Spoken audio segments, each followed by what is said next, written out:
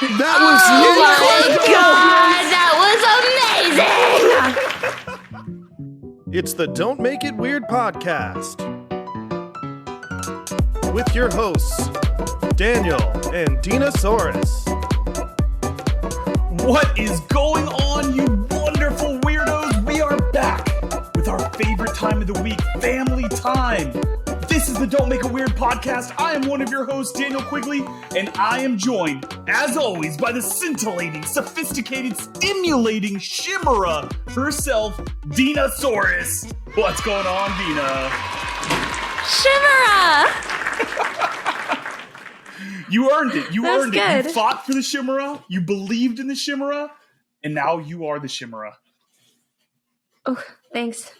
Oh, there we go, a little it. hair flip. And we are joined by the man whose loneliness is killing him. And he must confess that he still believes. When he's not with you, audience, he loses his mind. Give him a sign. Hit him, baby, one more time. Producer Sean, what's going on, buddy?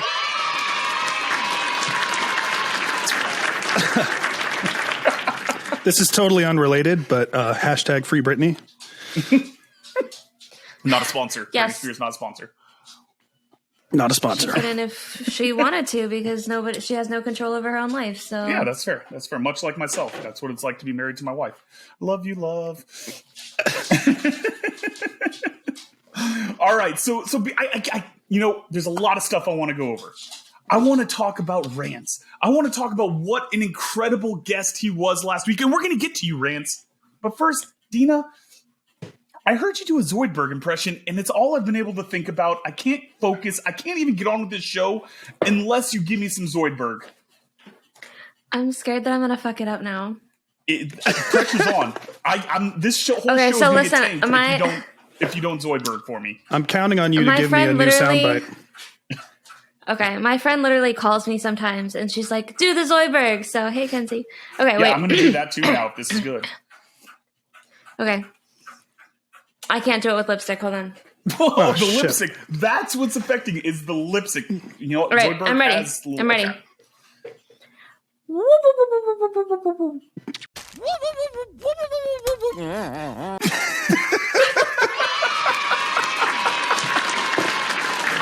Perfect. It's like I'm watching Futurama right now. I'm totally going to put the little Jar Jar. things over your mouth. Yeah, you got to do a little vaguely. All right, so hold on. All right, now that I've got it satisfied, do you have more Zord Boy? More Zord Boy? I was trying to do his actual voice earlier, and I discovered a Jar Jar, but I think we could save that for later.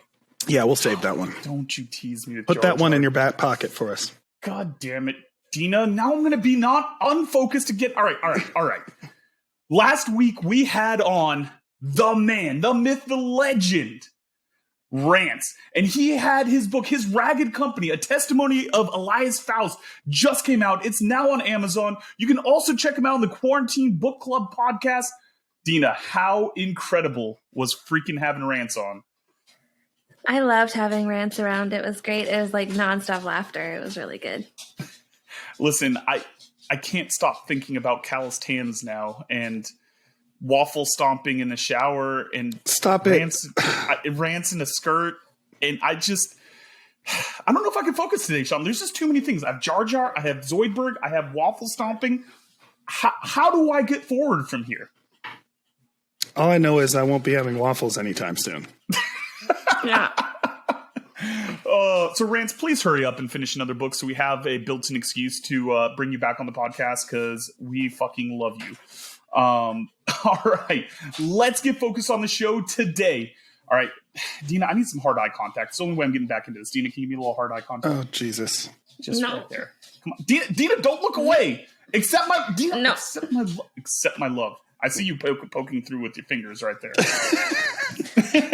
She knows. She likes it.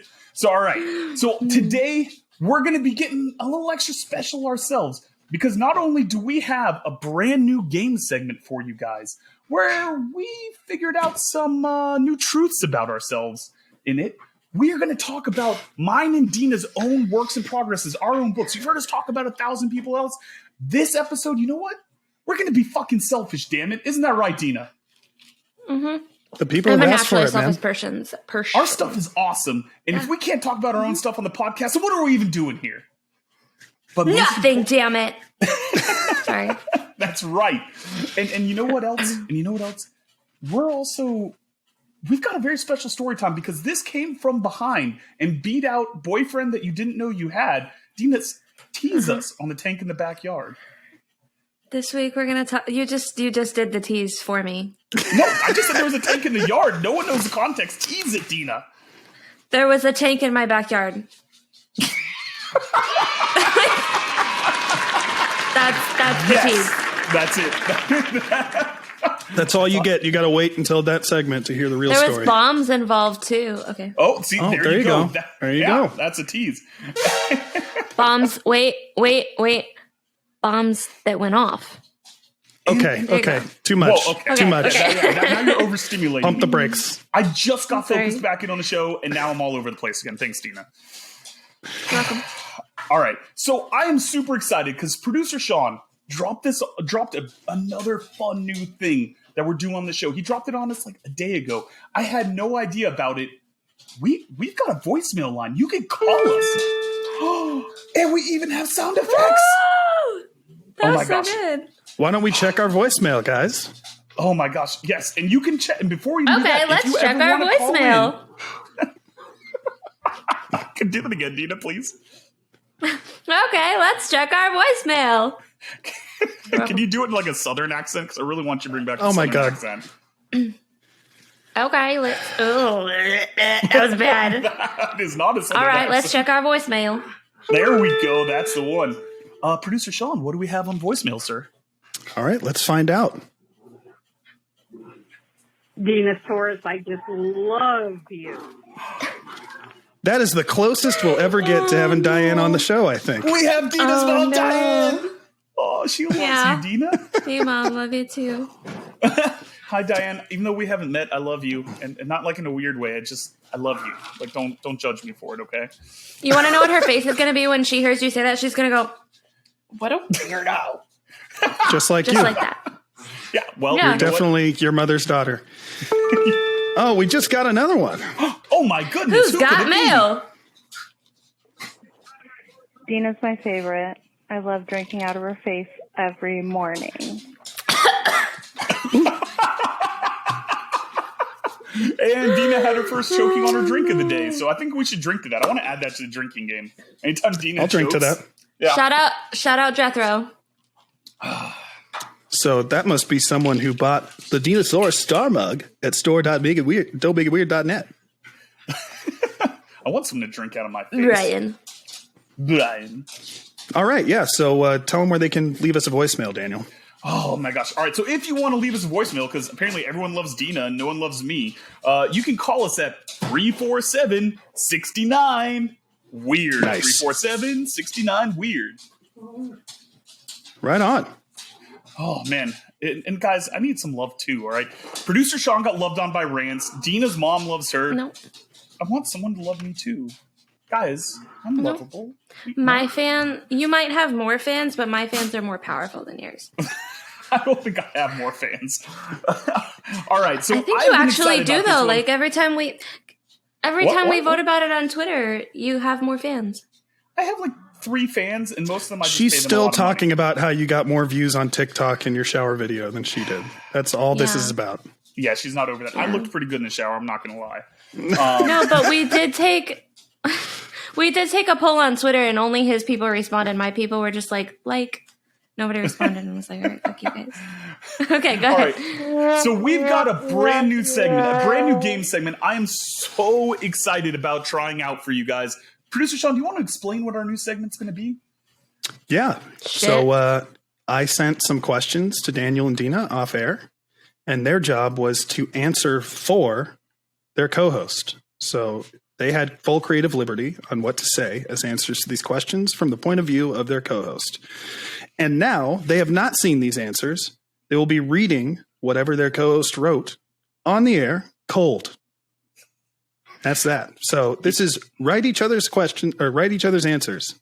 And we definitely didn't throw each other under the bus. I can guarantee I was just nothing but nice and kind and just so compassionate to Dina. All right. My so answers Daniel, are going to be too intelligent for Daniel. So How? It's been a while since I've said this, but words hurt, so we'll drink for that. All right, so I'm up first. Here we go. this is write each other's answers. Daniel, what does your perfect romantic partner look like? Well, Sean, colliding shades of beige, gray, and brown, slithering across leathery skin, an oblong mouth like a duck's bill, making its lip virtually indiscernible from its face, eye sticks that penetrate the very soul, and so much more, juices secreting from the watery eye sticks, floppy ears, soft and smooth in the contrast to the rough face lips of my mate, a voice that coos like a goose when they whisper secrets to me in the dark. What the fuck was that? If you don't get it, you're not gonna get it.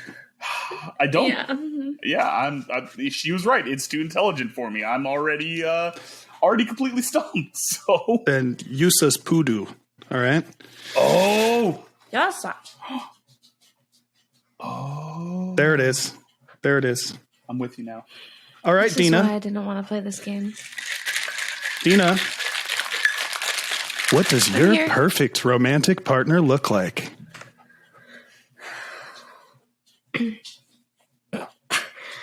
I like my men tall. 4.29 cubits to be exact. I want a man who's got a unique eye color. Wouldn't yellow be cool? If I'm honest, I have a thing for foreigners. So if he had orange skin and was a good swimmer, meow.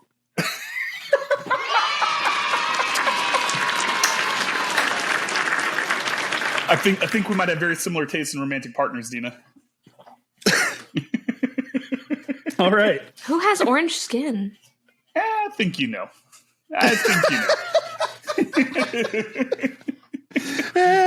By the way, did you guys drink for that yellow reference? Yes, Yeah. sir, I did. Yep. I'll go drink again. All Is right. that Garfield?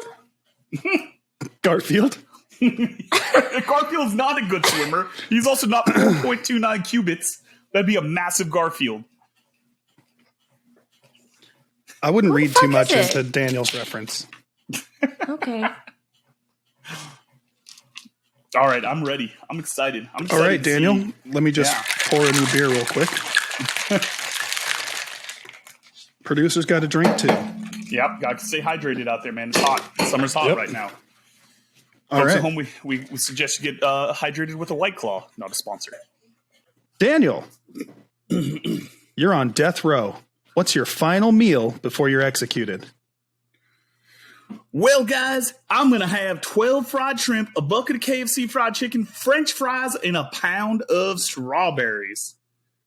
Oh, that sounds awfully familiar.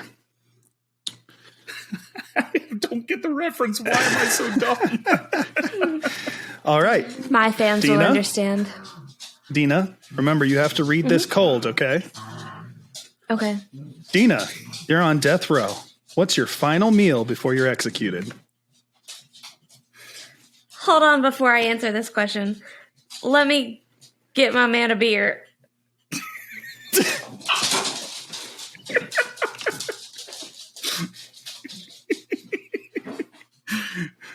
God, I hope she's actually giving him a beer right now. That's the dream. Oh, God, she's gone long enough. She might actually be doing this. Timaranja, if you're out there, you're welcome. We're going to make sure she takes care of you today, baby. A few minutes later. He wouldn't take it. He thought it was a prank. That's fair. He knows He you well. literally, he's on the couch and he's just like, what? So I'm proud of you for actually doing it. That's great. you're welcome. Yeah. All right, you didn't finish answering though. Yeah. Favorite meal? Anything with butter. In fact, I'd probably just straight up eat a stick of butter. That sounds delicious. That just sounds like everything you love, Dina. Daniel, give me a comp title for your current work in progress and explain why. Well, I have a very high concept work in progress. I'd say the best comp is the 10th Kingdom, a goofy but lovable electrician that does nothing but fuck up despite being gifted magical powers. Damn. Damn, that hits close to home. Went for the throat on that one. Yeah. All right. Goddamn. Dina, same question. Oh, are you not going to read the question? Give a comp title. Okay. I will if you don't remember it. No, Give I a do. comp title for your current work in progress and explain why. 50 Shades of Grey meets Dinotopia. It's wait, hold on. I need to make my man a sandwich. What did he ask for a sandwich, Dina? I don't understand. I said sandwich, not sandwich. Continued. New slide. No, he didn't ask for one. I just like making sandwiches. Well, I'll let you go get him one real quick. So yeah, my book is about dinosaurs having kinky boink boink with each other. It's all consensual though. I think Voldemort is in there somewhere. I'll be honest, I have no idea what I wrote. I was really high.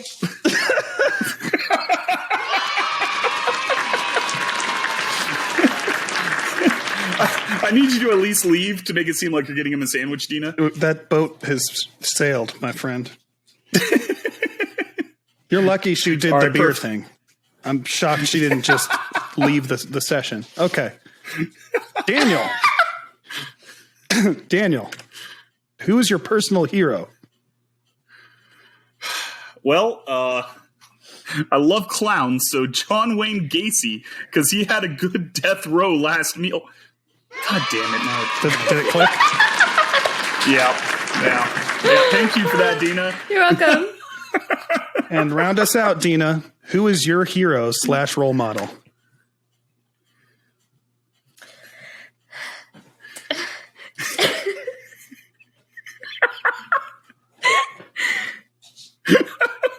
Timberlake!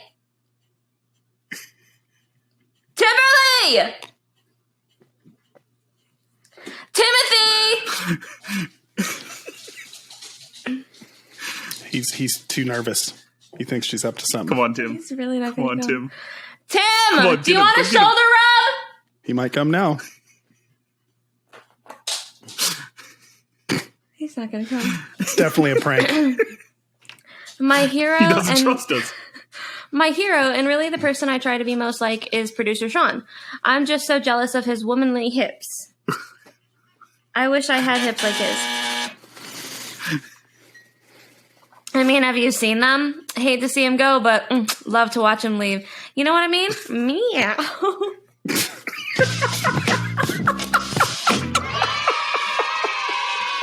And this has been Answer Each Other's Questions. I wish we could have gotten Tim in here to get a shoulder rub. I was looking out for Tim, and he didn't trust us, man. No beer, no shoulder rub. I mean, do you blame him though? I wouldn't trust Dina either. She's up to something. Beer, a sandwich, and a shoulder She's rub. up to something. I was trying to look out. All right. Just let him know later he could have gotten a shoulder rub just on the yeah. podcast had he trusted us. Yeah. The world could have seen his handsome mug. It's true. Oh, that would have been the best. All right. So we're going to talk a little bit about us. We're going to talk about our writing, and I'm so excited about this. I am pumped up. Dina, I want to start with you. All right. That's what she said. Tell me about what your current works in progress. What? Yeah? She said that's what she said. Oh, damn Daniel it. never hears anything I say. Well, to be fair, you do it very quickly and under your breath a lot of the time. That's what she said. because I was raised in a cult. Yeah, God damn it. That's what everyone says. All right. So we're going to talk a little bit about our work in progress. Dina, I want to start with you. Tell me about what you're working on, what you've written, kind of where you're at right now with your writing. I'm in the middle of hell. Oh, good. I'm rewriting a book that I've been working on for like 2 years now, I think. Well, a year and a half, 2 years. Yeah, 2 years. What's it called? It's called The Divine. It's basically this orphan that accidentally, not accidentally, but I mean accidentally, she realizes that all the people around her, like her found family, happen to all be superpowered magical people called the Divine, and that she's like the center of a prophecy, and like she just wants to find like her birth family, and then all this happens and she gets to save the world without wanting to. Well, that sounds really cool. Is this the one that has a love triangle in it? It is. It's so good. Oh, it's a good love triangle. Yeah. Bow, bow, bow, bow. All right. So, I guess like what's it about? I know we talked a little bit about it, but kind of give me a little bit of a deep dive. Does it take place in our world? Is it set in its own fantasy setting? Or is it a little bit of a mix of both? It's a little bit of both. Originally, I was querying it as magical realism, but then as I've taken the story out, like I'm not querying it right now, and I'm developing it more, and I'm realizing that like it's like our world, but then there's breakout realms and stuff like that, and so it's kind of become high fantasy. Okay, that's really cool. So, I mean, you said that you were looking to kind of rewrite it after where it had started. What kind of prompted you on wanting to make some of these sweeping changes to your story? That shitty beta. Fuck that shitty beta. Fucking idiot. Because I think this is an interesting thing. I know we touched on it in a prior episode, but kind of give just like a quick refresh and recap on kind of what she did and kind of the effect it's had on you in your writing. Yeah, so initially we had like a really good relationship, and I trusted her with my work, but then she like went in and commented like one night I just woke up and the whole manuscript was littered with like, this makes me want to vomit, I taste bile in my mouth, like just harassment. Ew. Like for no reason.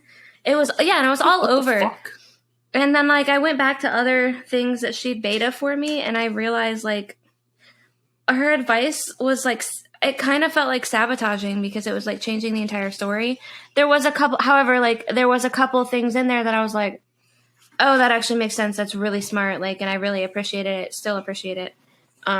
So I'm trying to incorporate some of the things that were good that I liked and that gave me more ideas and make it better. And I know that there's another one, and this is one that kind of brought us together and I got to read. Tell me a little bit about Nothing Special. Oh my God, yeah. I love this one. Wait, am I supposed to like tell you about the story or what inspired it? Yeah, give us everything, man. Talk to us about it. That's what we're here for. This is actually my favorite one. It's this girl that she has magical powers, but she doesn't really consider them anything special because they can't be proven. Nobody can see them. Nobody else can. It can't be proven.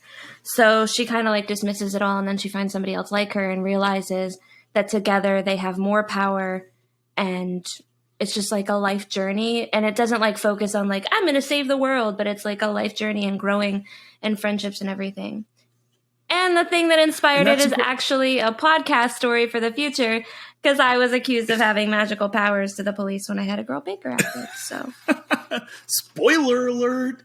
Now, this one, if I recall, is kind of inspired about some like true events and things that happened in your life. I mean, yeah. Well, hypothetically, not the magical side, but I don't know. You could be fucking magical. I think she is. Maybe I am. It would make sense with my life. Yeah, no, it actually like. I wrote it based on several different friendships. Anakin's in there. Shout out, dickhead.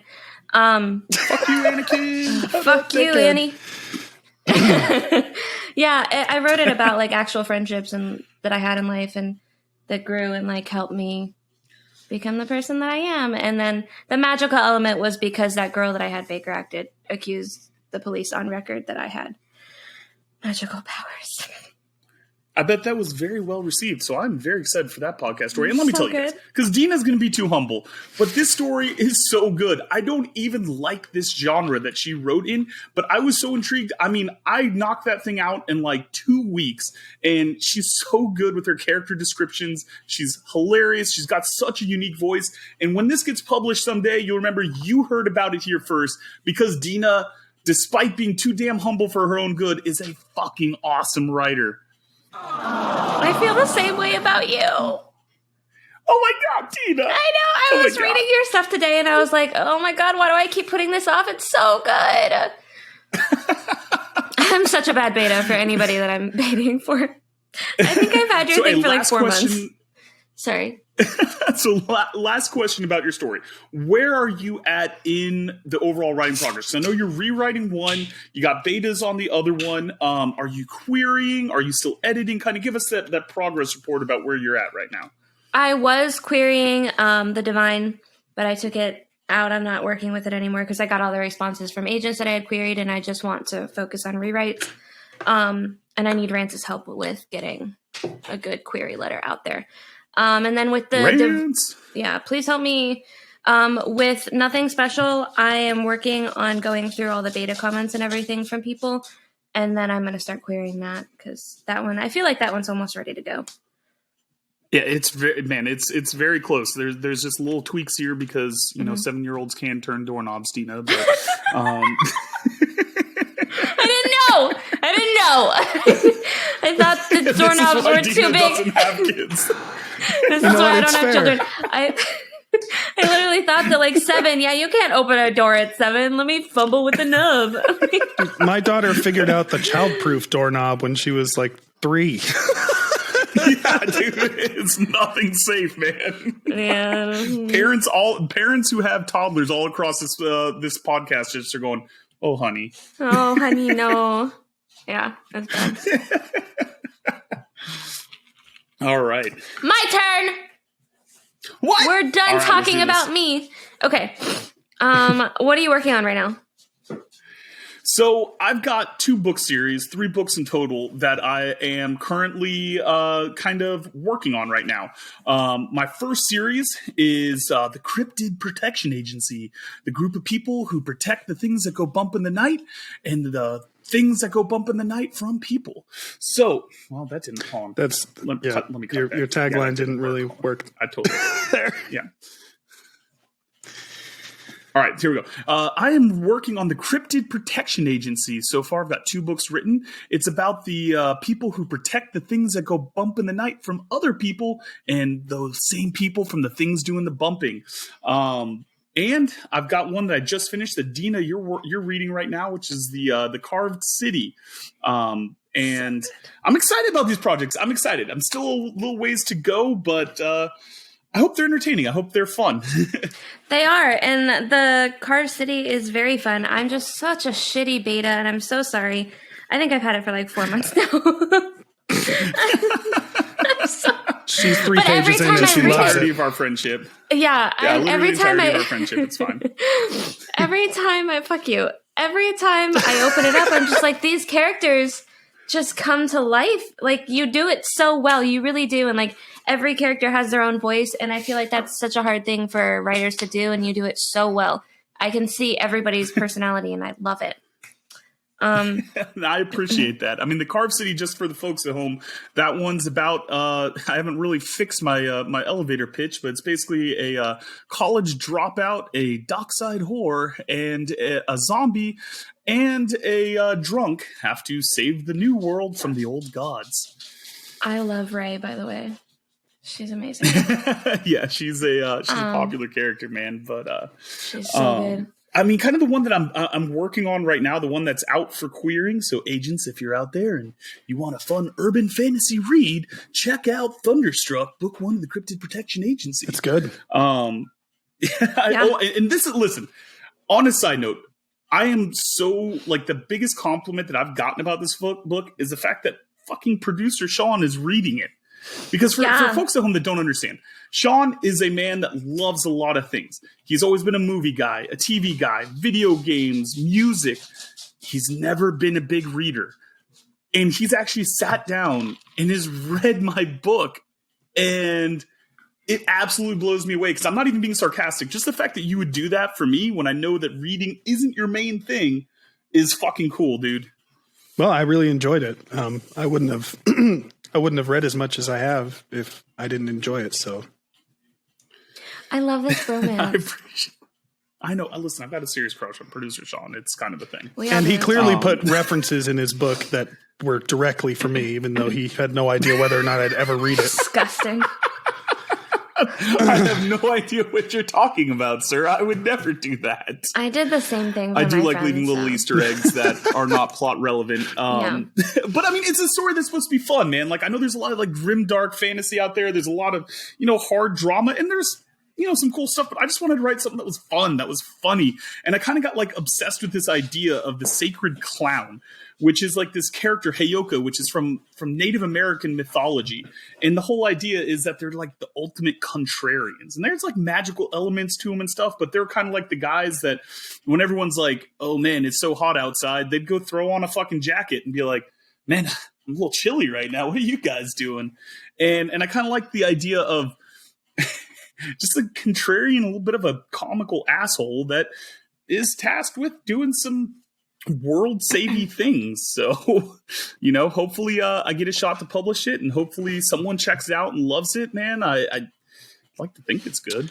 You should explain the reference that Dina made in the game segment about how your character is an electrician who always fucks up despite being given magical powers. So, yes, that was a shout out to my main character, Zev, not to be confused with next week's guest. He is a guy who's able to magically harness the power of electricity. And, he likes to call himself an electrician, even though he shouldn't be in charge of anyone's wiring. He's not in a union. He's not union. He's not licensed. What's it like to live in a state he's with not great at unions? his powers. Yeah. He's not great with his powers. He tends to blow up a lot of things and harm himself and harm other people, but I don't know, maybe he'll figure it out at some point if he wasn't such a lazy ass. But So you wrote it about yourself? It is not a character based on myself, Dina, but there are some character traits that we share in common. We with that. happen to share them. All right. We happen to share some comments. Next question. What's your favorite form of potato?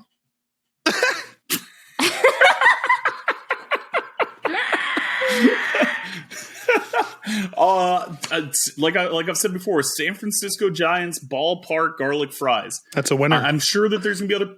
Yeah, I'm sure there'll be people that tell me that there's greater garlic fries elsewhere, but I've never had a better set of garlic fries than at a Giants game. Gilroy garlic fries, fucking amazing. Represent. Represent. All right, fair enough. I've never had them. I'll have to try them. What inspired? Let's go with the Carve City because I'm reading that one. So, I mean, I think the biggest thing that really inspired me with that is that I started working on these short stories with the Drunken Blade, which is basically a magical weapon in my story. Who anyone who touches it or is touched by it gets completely and fantastically drunk. And that's incredible. I thought that it's really good. I thought that because it started out as what would be an incredibly useless magical weapon. And then so I took that and I was like, how could I write this into an actual straight fantasy and not have it be like a comic relief? And so I said, how can I write the Drunken Sword straight? And it's turned into this whole thing where I have wisecracking zombie and I have horrors and is really this clever. Fun story. Yeah, and so it started with the Drunken Sword, and now it's turned into a epic fantasy about battling gods and rebelling against the man. And like I said, I'm so excited about. I'm excited about my other work, but this is the one that once I get it fully edited, once I get it out there, like, not to be arrogant, but like I'm like, this is my fucking book. This is what's gonna make me famous and ignore all you peasants out there. That's how. Yeah. That's how I feel about Nothing Special. That's and the Nothing one. Special is definitely going to be a book. She's going to be my thing. That's going to be your magnus opus. Yeah. All right, so I'm excited because I pushed hard for this. Normally, I let the people pick the story, done? but I went on an advertising campaign. And it's time for your favorite segment, the world's favorite segment. It is time for Storytime with Dina. Oh my God, I totally forgot that we had story time. I was like, bitch, we have so much time left. I wasn't done with my questions. I was about to get so mad at you. Okay, hold on. It's story time with Dinasaurus. I don't remember how old I am. Dun, dun, dun. Oh wait, no, going back. Okay. I was young. We had just moved into a new house in a new neighborhood, and I was playing in the backyard, and I was digging, you know, playing with my little shirt, playing with my shovel in the dirt. And the neighbor comes over. About the little, like, kid's plastic shovel? Like, the little, like, tiny... Yeah. Oh, my God. Okay. Yeah, I was little. And the neighbor comes over, and he tells my dad, get your daughter out of the yard. Don't let her dig or play back there. And I was like... And my dad is like, excuse me? Then come to find out that the neighbor goes, yeah, we have bombs in our backyards. What? And I was like, we have wait, what? Is this in Florida? Yeah, in Florida in my childhood home. Yeah, and he's like, we have bombs in the backyard. And so this isn't like France or like somewhere in the Middle East or something? No, straight up, we have bombs in the backyard. And he was like, what do you mean? And he goes, yeah, you can't dig back there. There's live bombs. I didn't want to tell you when you guys bought the house because I wanted you to still buy the house because you seem like cool people. What? Oh, this is a new family. They have a little kid. Don't worry about the live bombs, guys. Yeah, just straight up like, you seem like a cool family and I wanted you to buy the house, so I didn't tell you. Keep in mind, it wasn't on any of the reports for any of you realtors out there. It wasn't on any reports. So that's gotta be illegal, right? You would fucking think. So a couple months later, I haven't dug in the backyard because oh my god. A couple months later, military shows up and they're like, hey, we have like whatever blueprints or schematics and we've charted out where all the bombs are. Apparently they were in our yard and they were doing whatever tests or whatever in the yard to see sonar, I don't even fucking know, to see where the bombs were. They mapped out all the bombs. I think we had 20-something in our yard. What the fuck in your house before? 13 could not be detonated safely because it was too close to the foundation of the home. So the rest, they decided to take a day. I think it was more than a day because like they had to set up in the back and like tunnel down and then like do special equipment. And for several weeks, if I remember correctly, maybe just a week, military was in our backyard all throughout the neighborhood, not just our house, but all throughout the neighborhood. And you would just hear, the whole house would just shake and rattle, and like the windows and the china cabinet would move, like everything was shaking. At one point we had to be evacuated. We couldn't get in or out of our street because they were just detonating bombs. I hope you were evacuated. No, for most of them we were. Wait, was this like a cult that lived back here? Like, was this like a doomsday group? Like, Jesus Christ! Oh my god! So we weren't evacuated for most of them. We were only evacuated for one or two of them. We were in our homes. I was on vacation for a month. Like straight boom. And okay, so anyway, that happens. They get rid of all the bombs. Military leaves the whole neighborhood. Like, we're fine. We're safe. We're in the clear, right? Like, we know where I can and can't play in the backyard now. It's totally fine. Wait, there's still dangerous zones in your backyard? Yeah, because they couldn't detonate all of them because they were close to the structure. Yeah, so if you go to my childhood home, if like there's an apocalypse, I know exactly where I'm fucking going. And I know exactly how I'm going to set up my sabotage. Anyway. Oh my god. So, military has left and everything like that. It's all fine. We're all good. It doesn't matter anymore. Safe. My neighbor knocks on our door once again. And he goes, come outside. Look what I found. This motherfucker had been digging throughout the night to uncover the tank that he found using a metal detector in our yard. Oh, wait, the authorities didn't catch that? They found all the bombs, but they didn't see a tank. They left it. This is the most Florida thing I've ever heard in my life. He straight up dug up this tank, got down, we're walking out there together, and he just jumps on in. He just goes into the tank? Yeah, he goes into the tank.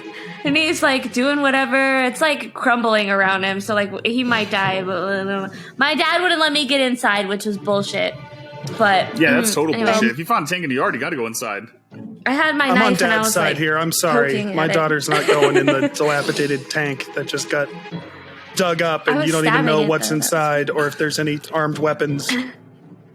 How would you even go about digging a hole big enough to bury a tank? Like, that has to be professional grade equipment. This had to be a big fucking process. Florida man finds to tank bury. in backyard. Why would you bury a tank? I thought this was just like a. Okay. So, okay, we found the tank. I'm stabbing it, having a good time. He's inside. We're doing whatever. The next day, the military shows up again. And they go seesaw. I think it was that the FBI was involved as well, but I don't remember that one for Jesus. sure. Probably. And they showed up. Yeah, they showed up and they were like, cease and desist, bury it. And like, we're making him bury it again while standing there watching him. They didn't even excavate Why wouldn't they it? just take the tank? Yeah, why would they just take the tank? Why has he got to rebury the tank? It's This never still happened. in my You fucking saw yard. nothing. Yes, essentially, like they didn't give me a Okay, so non-disclosure. next spring we're going to Dina's childhood yard and we're getting Yeah. ourselves a tank, digging up baby. the Let's go. We're getting the tank. Yeah. The official don't make it weird tank. Yeah, for real, we can put a sticker on it. So come to find out that we were living on an old military like practice range. Oh, like a practice. Okay, that makes so much more sense now. Except when they It's shut an it old down. test range. Yeah, but when they shut it down, they literally shut it down and left everything, did not take any equipment, did not follow any proper procedures to They're just like, de-arm just bury the it. fucking bombs! Yeah. They just left it. They were like, bury it in sand. It's Florida. Who's gonna give a shit, right? Yeah. Lo and behold, the native Oh. Floridians found it. Unbelievable. God, I really thought that you were gonna end that story with. It turns out we were on a Native American burial ground. Oh no. No. Oh my god. Like, I feel like that's like the perfect end. It's like, yeah, there's bombs, there's tanks, and a Native American curse. So Sounds about Surprise. right. It's Florida.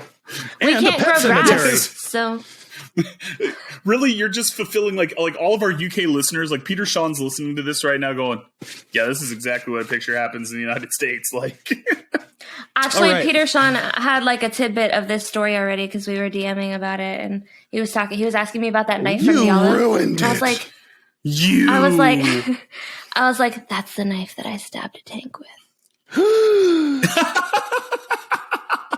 She's got her tank stabbing knife out. All right, you guys. So, Oh my gosh! All right, so is it time, Sean? Is it time? yeah, so I've never gotten to pick the read, and I'm super excited, okay? I'm so excited because you guys made me read last time. Edge's 13.5-inch cock. Yeah, thank you for that. And I didn't know what to do really, so I just had to pull out the big guns. And yeah, Stop it! Stop it! Stop it! Ah! Oh my god! just the mess, everybody. Hello. Jess is here! Hi! I didn't know about this one. This is so Sean great. just bamboozled us both. Come on, just the Oh mess, my everybody. God. Yes!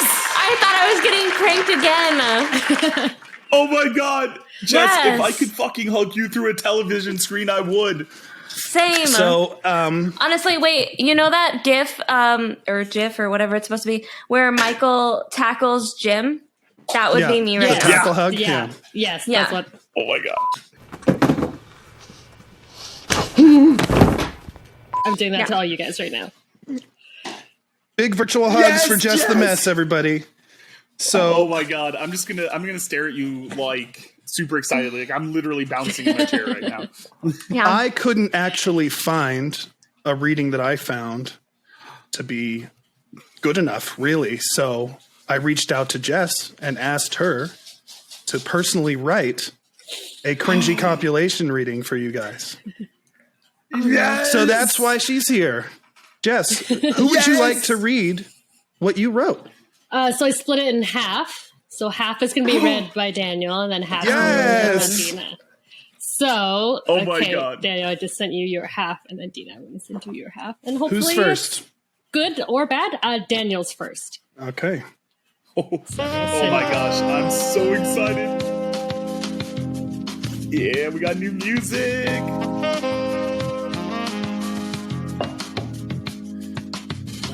Oh, yeah. Oh, wait. Oh my yeah. God. Oh God. Her smirk sent a surge of heat to his indigo moisture-seeking missile. She growled, "Don't you want to find my buried treasure, baby? I'll give you a hint. It tastes like cookies." Cookie Monster chuckled. "Me like cookie? Oh no!" I'm so sorry.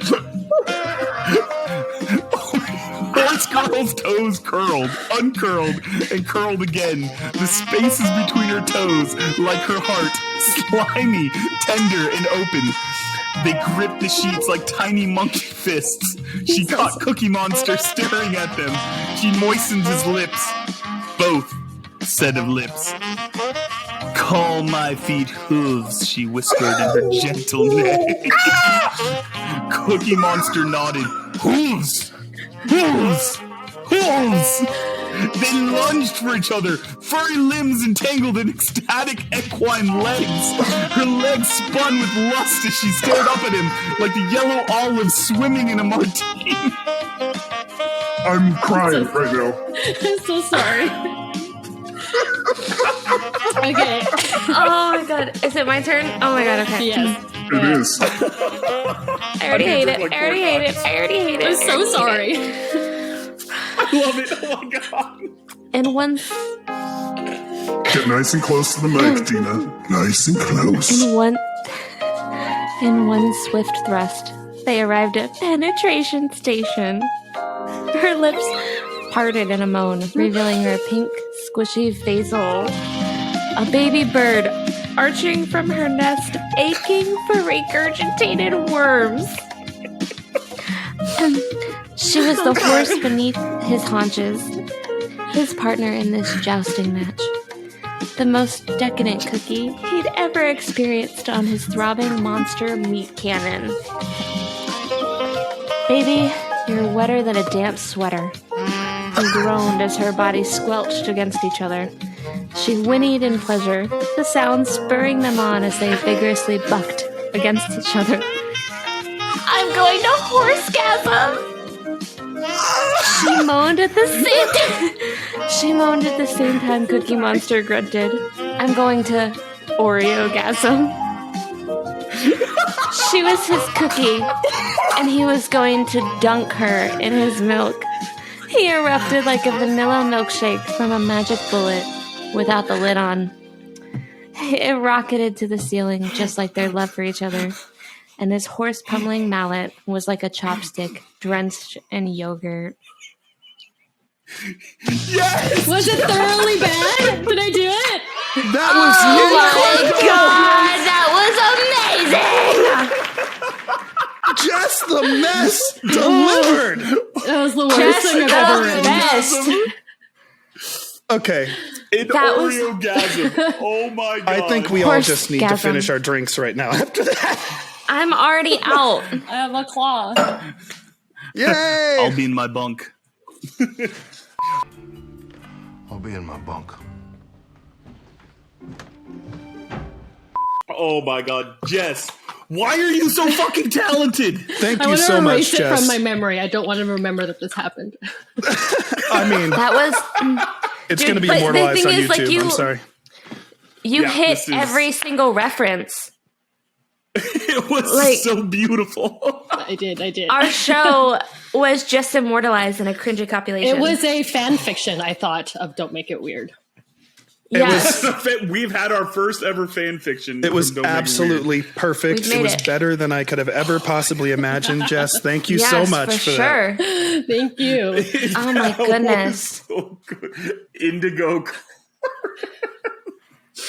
Holy shit. Horsegasm. Horsegasm. I said that. Jess, since you're here, do you want to join us for Weird Takes? Yes, Sure. join us for Weird Takes. Yes, sure. I would love Wait. to.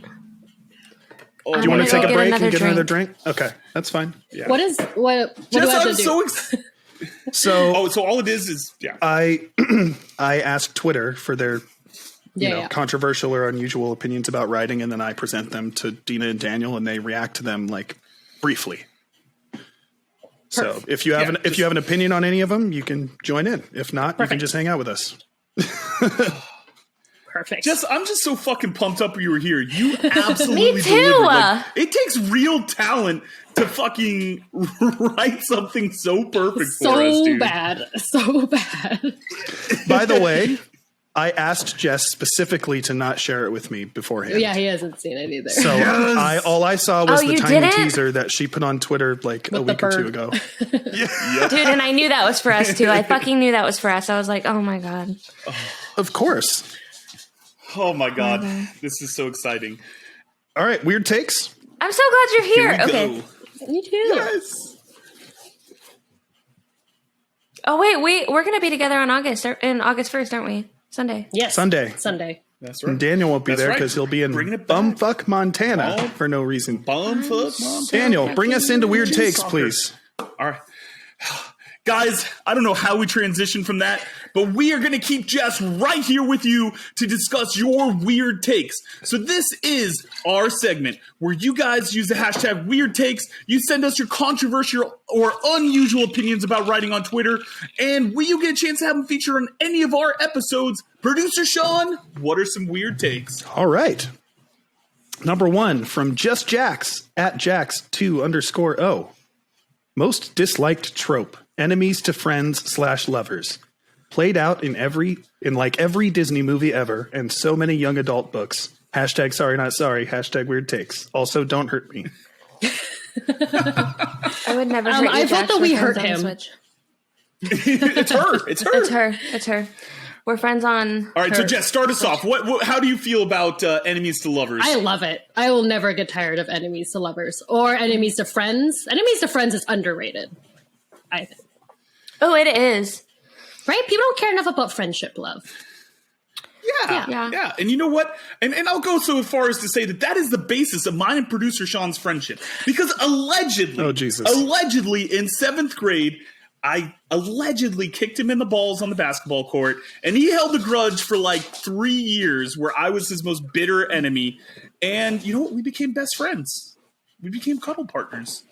You know? Have you ever cuddled?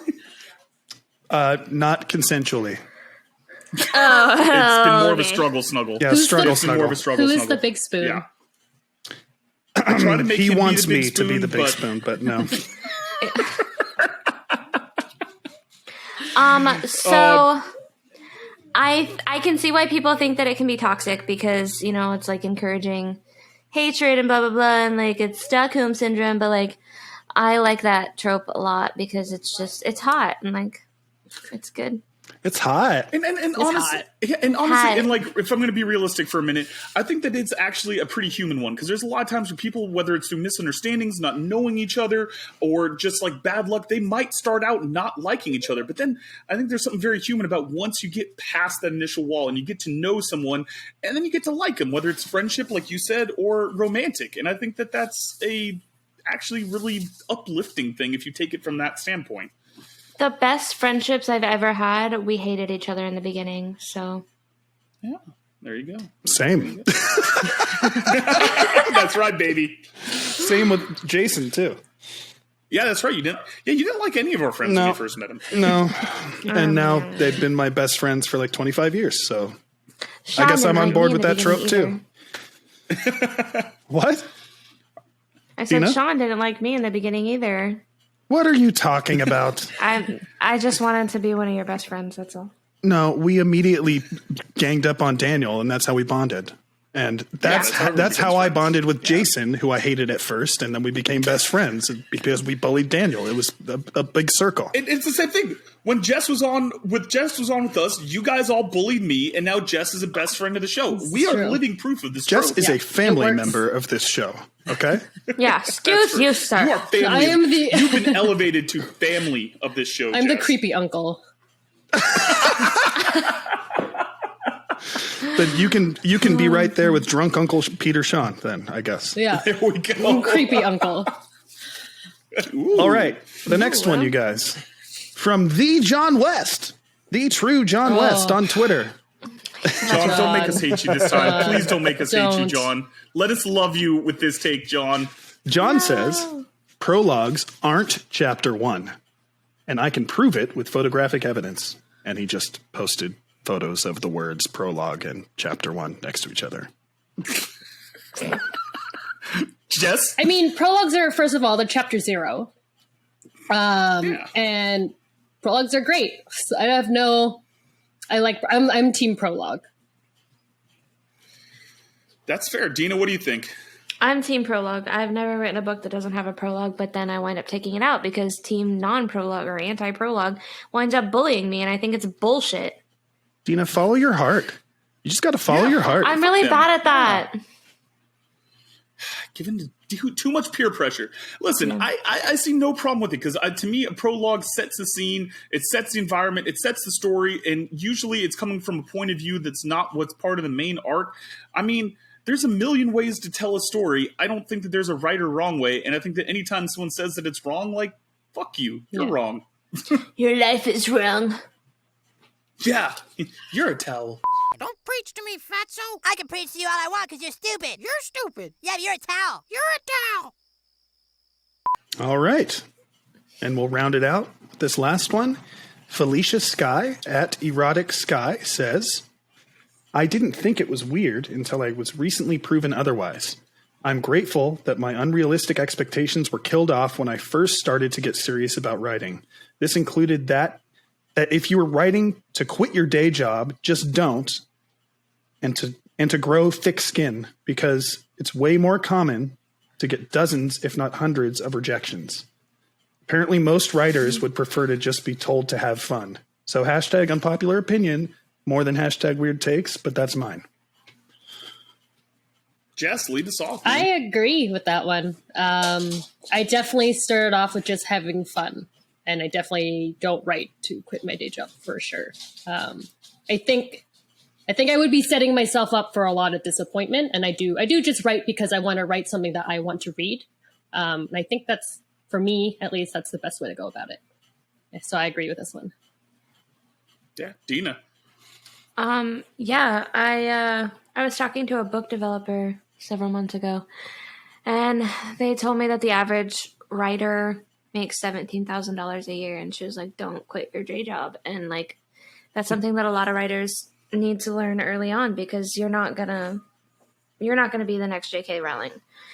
You might be, but like, it's not common that you can quit your job and like work off of this. It's just have fun. That's all that you can do. And if you make money on the side, cool. Yeah. I mean, like, listen, I think that that's kind of the dream. Like if you want to tell me, like, what's the dream scenario here? It's like, quit my day job, quit everything else, just get to have fun, write. Maybe I'm off in a fucking camp, like cabin, stalking Jess in Canada somewhere. But, like, I think that that's like the dream, is just the total freedom that you get to do your own schedule, do your own pace, and do all that. And I'm never one of those people that tells you don't follow the dream, don't go for it. But I think that with writing especially, like, we've talked about formula writing before. We've talked about, there's all these different methods to mass produce. And it's like, just write what you love, write what's fun, write what's entertaining to you. And if it goes somewhere, cool. But if it doesn't, you still did something fucking impressive. Even if you're like me and your writing is absolute dog shit. If you finished a book, holy shit, dude, you finished a book. Like, Jess, you finished a short story in the anthology Not Meant for Each Other. And let me tell you, that, like, how cool did that feel when you actually picked up your first physical copy of that book and you got those first replies to the story? I cried. Yeah. Almost every time someone says anything about my story, I cry. So it's great. Because it deserves And, like its whole like, spinoff. Yeah, and it's like, to me, I think that, jokes aside, that's what it's about. Just to have one person who's a stranger, who's not like a family or a friend, just pick up your book and go, holy shit, I enjoyed this. And it's like, that's such a rare thing to get to do. And so few people get to actually do that in their life. Like, love the moment, man. Yeah, I agree. I feel like it's also, like magic. Like I made word squiggles from my brain, and then you read them, and then you experienced a thing. Like, that's not real. You stranger on the internet I might never meet have just commented on my story. Yeah, for sure. I actually just had this conversation with somebody today because they came to me with a story because they wanted to get it published, and they were like, "Oh my god, you have a book! Like, what do we help me?" And I was like, I had to like take them through everything and like explain like it's not easy. Like, you're not gonna become a millionaire off of this. You're barely gonna make enough to pay for your groceries. Like, and they got kind of disheartened, but like it's not disheartening. Like, if you have something that you love, share it with the world. Who cares? Ideas are more precious than your stupid money. Yeah. You give a person a minute of escape and get them into your world. Like, that's invaluable, man. But I love it. Sean, do we have any other weird takes for us, man? That's it for this week. Let's move on to Choose Your Adventure. All right. So this is for the next episode. Dina, the folks at home get to pick what the next Storytime with Dina segment is. What do you got for the folks at home? First up, we have texting a boy that thought I was his sister. Ooh. Oh, he's so bad. That's going to get steamy. Ooh, he didn't know for several weeks. Roll Tide. Roll Tide. Roll Tide. We have the choking grandma. Oh no. Jesus. Not my grandma, just like somebody's grandma. You choked someone else's grandma? I didn't choke her. That doesn't make it better. Wait. Is it choking grandma or the choking grandma? Because those are two different stories. Oh. I didn't even like, think of it's that. a grandma that was choking. Okay. So you didn't choke an old lady. That's what I'm trying to ask. You weren't throttling an old lady. Okay. No. Thank you. Somebody, I was worried. somebody else was. Okay. Too much information. Okay. Pump the brakes. Okay. Next we have featured in this episode a teaser, Jezebel and the Baker Act telling the cops I had superpowers. The basis of your story. There's a lot of good options there. Jess, do you want to try to sway the audience? Do you have any that's a favorite out of yours three right there? I really like texting someone that thinks I'm their sister. I need to know that one. Ooh. You want to see the awkward. Jess is here for the cringe. Yes, I am. Roll Tide. Yeah. I need to know. And guys, one more time, you can leave us a voicemail. You could sing us a song. Anything you say, we will put it on the air. I don't care if you're just like, hey, I've got some hot stock tips for you. You can call us at 347-69-WEIRD. Nice. 347-699-3473 weird. Don't worry, I'll put it on the screen. Yeah. Yeah, you don't have to pay attention to me. Oh, guys. Well, that is the end of this episode. Guys, thank you so much for being here. Check out our Don't Make It Weird store. Check out Jess online. Jess, where can the folks find you? You can find me at Jess LT Writes on Twitter. Just a mess. And you can find me at Dan Q Writes Thing. Dan Q Writes Thing, not Dink. Rain. It's dank. Not Dink. It's definitely not dank. Dink. Shannon, don't let her bully us. Shannon, I need you to be here and protect me. All right, guys. Dina, where can they find you? You can find me on Twitter at Dinasaurus D. That's Big D like D's nuts. Big D. And producer Sean, where can the folks find you? Well, I'm finishing up my last beer, so I'll probably be in the fridge getting more beer. Oh, man. And next week, we've got Zev Good on the podcast. Don't miss it. Guys, thank you so much for tuning in. You are our favorite weirdos. Jazz hands. The Don't Make It Weird podcast, hosted by Daniel Quigley and Dinasaurus. Produced by me, Sean Holden. Music by Amaria. A very special thank you to Jess the Mess for stopping by. It's always a pleasure. In the month of August 2021, we're supporting the Trevor Project, the leading national organization providing crisis intervention and suicide prevention services to LGBTQ youth under 25. All profits from our merch store this month will be donated to the cause. Please join us in giving at thetrevorproject.org.